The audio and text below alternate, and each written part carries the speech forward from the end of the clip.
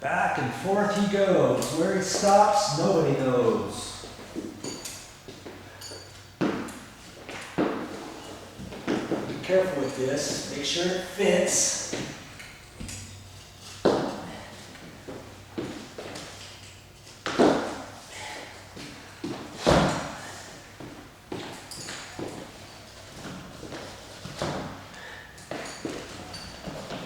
Get it fitting in the corners.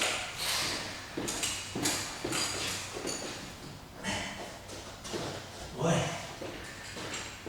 almost looks like I might have to. No, there it goes.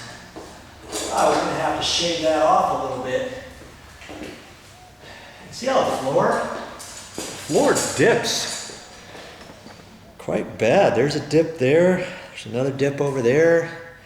There's a dip at the end. We know how to fix that, don't we? With this tall base, there's just no way you're going to get that down tight to the floor.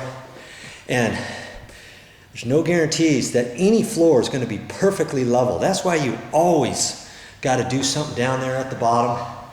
Quarter round trim, or that little trim that I was showing you before.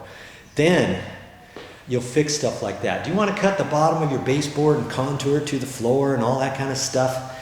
You know, I wouldn't suggest that. That's not a good idea.